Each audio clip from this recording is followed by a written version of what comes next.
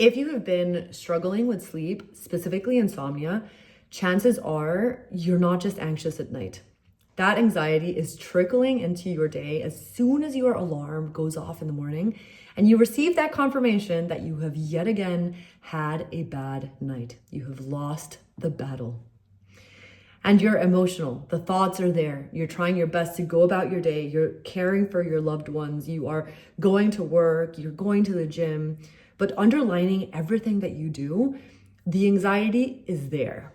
You're probably wondering, okay, how do I actually deal with this? How can I remove the anxiety? If only the anxiety weren't there. If you are new here, my name is Fiona. I'm a recovered chronic insomniac turned holistic sleep coach. And in today's video, I'm going to be breaking down why you're feeling so anxious during the day. What exactly is anxiety? What is it trying to communicate with us?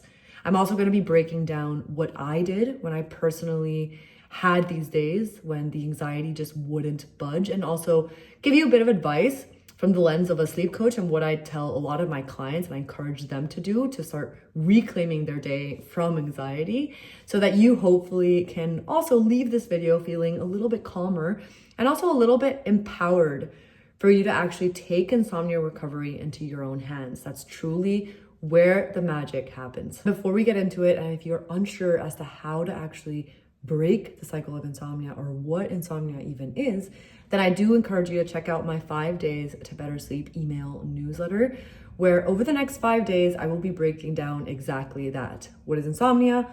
How does sleep happen? How is insomnia perpetuated? And also how can you start breaking the cycle starting today? Let's talk about why you're feeling anxious during the day. And in order for us to understand this, we need to truly know what anxiety is and also what insomnia is, why you're not sleeping. So to start, and in very basic terms, anxiety is actually your brain doing what it is designed to do in a very fundamental layer. If you need to know one thing about the human species, that is that we are rooted in survival. So our amygdala, which is this tiny little nut-shaped component in our brain, which regulates our nervous system, is continuously scanning our environment for danger, for things that we have identified as something that could hurt us. And that is something that could hurt us now in the present moment, but also in the future. So whenever we feel anxiety is our amygdala and our nervous system trying to communicate to us that there is in fact something that is dangerous, something that is threatening to us. And it's in fact trying to keep us safe. What does that mean in the context of sleep? When you have insomnia, our brain has learned that not sleeping or wakefulness is a threat. So that is the anxiety trying to protect you from that. We've had a few bad nights, and that is actually perpetrated by us trying to chase sleep because sleep can't be controlled. And the more you try and chase sleep in order to avoid wakefulness, you're very quickly conditioning your nervous system that wakefulness is a threat. Something bad will happen if I do not sleep. I could lose my job, lose my mind, I'm not myself anymore, etc., etc., etc. And of course, that feels threatening. That feels like danger. And because not sleeping is something that we have identified as a danger, our brain is trying to do what it is designed to do by making us anxious, pushing the thoughts our way in order to protect us from that thing. So fundamentally, that's the first thing that you need to know. Anxiety is not a flaw. It is in fact your brain and body trying to communicate to you that there's something about the present moment or worries of the future that doesn't make it feel safe. And I know you're probably thinking that I'm wrong and that something really is wrong if you do not sleep. And this is where I'm going to just encourage you to question what you have been told about sleep, because sleep is very misunderstood and insomnia is also very misunderstood. You do not need 8 hours. You do not need an uninterrupted sleep. Sleep doesn't need to look a specific way. And actually, the more you try and optimize it and control it, the more it actually backfires. And that is because sleep happens in the absence of effort. Sleep is adaptable. Sleep changes night to night. It changes throughout our age. It changes between male and females. It changes if we're pregnant or not. There's so many variables and so many things that change that when we start measuring our sleep and it needs to look a specific way every single day, we're only confirming that script that something must be wrong when that doesn't happen. And that's where anxiety comes in. Anxiety is basically trying to warn you that something bad is going to happen if the perfect sleep doesn't happen. Okay, so that's kind of like where the thoughts are coming from. So now we understand why we're anxious. That is because our brain is trying to keep us safe from wakefulness. And we're thinking about wakefulness all day. That also means that during the day, we're thinking about what we could do, etc. Okay, but these are signals, they're not flaws. And because they are signals, they're in fact our nervous system trying to communicate with us. These emotions and these thoughts get louder because we end up trying to push them away. We try and have a conversation with our thoughts. We distract ourselves. And when we do this, we are signaling to our brain that we are not listening. Imagine that you are in a burning house and the thoughts are the fire alarm. And the fire alarm is going off, and it's not going to go off until you listen to it, until you check to see if there is a real fire. But no, instead of checking if there's a real fire, you just put headphones on. And of course, the alarm is there, and you're feeling overly and increasingly more stressed because you don't know whether or not the threat is real. Okay? It is exactly the same thing with sleep. These thoughts, these emotions are communicating with us, and you are distracting yourself. You are going about your day. You are having a conversation with your thoughts. And instead of listening, you are muffling it in a way. So knowing that, we need to create space to listen to our thoughts and listen to our anxiety.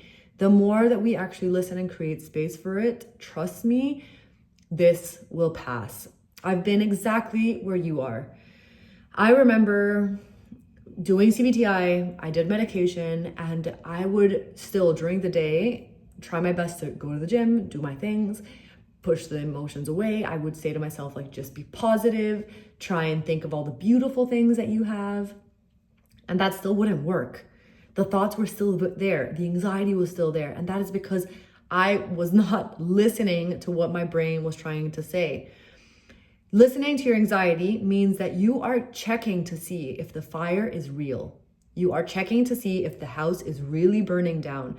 But when you check and see, you are signaling to your brain, okay, brain, I am listening to the worries that you are trying to communicate with me. And then from there, you can decide, okay, really, is this a threat or is this not? And believe it or not listening to your thoughts and emotions is actually making your insomnia worse. Because if you do not make space for this during the day, as soon as your head hits the pillow, it is the first time that you are giving it the space to process everything that you have been thinking about or suppressing all day. So creating space for this during the day is also a very important tool and exercise in order to deal with insomnia in its entirety. So how do you actually calm down this anxiety? Number one, and the first thing that I would do is to schedule my worry time in the mornings. That means that as soon as I woke up in the morning, sometimes I would sit down with a pen and paper and my morning coffee, and I would write down everything that I was feeling. I wouldn't try and push away the emotions. If I had to cry, I would cry. I would listen to myself. And I also learned that I needed to remove the pressure from myself to show up in a specific way. We put so much pressure on ourselves to always give 100%, but sometimes on the days in which you only have 50%, that is still 100% of what you have to give. So write everything down, make space for it without having to change what those thoughts are.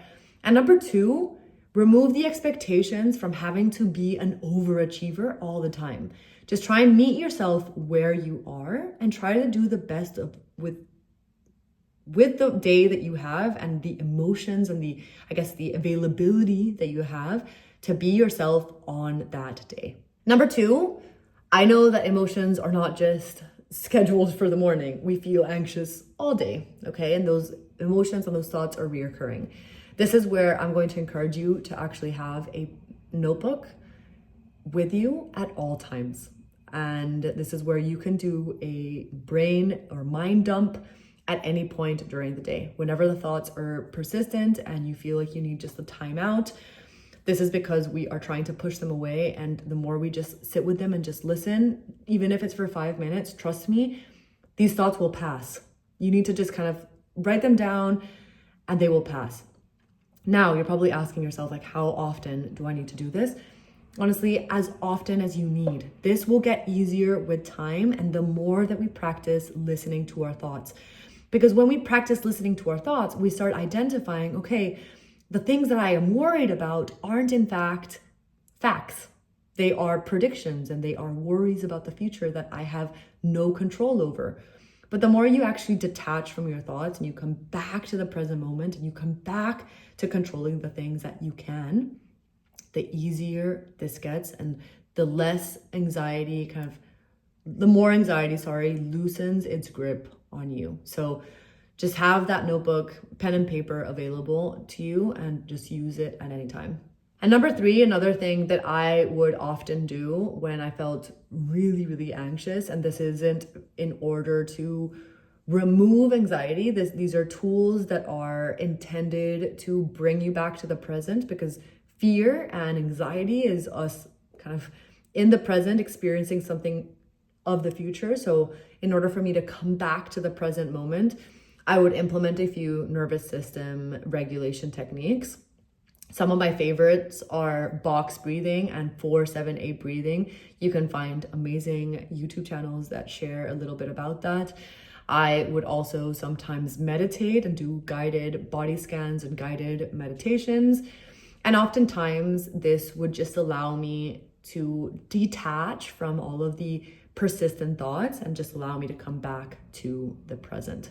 That's all for today's video. So I just hope that in seeing this, I am encouraging you to remember that anxiety doesn't mean that something bad is going to happen. And anxiety isn't something bad inherently. Anxiety is actually our body trying to keep us safe. And the more we try and see it that way, the more we can have compassion for the version of us that is anxious because we are rooted in survival, the easier it also gets. Just know that your main takeaway from this video should be that the more you resist anxiety, the more you resist discomfort, the more it's actually perpetuated. It feels very scary in the moment to have to face it head on, but trust me, the more you practice this, the more these waves of emotions and anxiety, they will pass, and you will know that you are able to be anxious and still sleep. Just because you're anxious, it doesn't mean you're not going to sleep.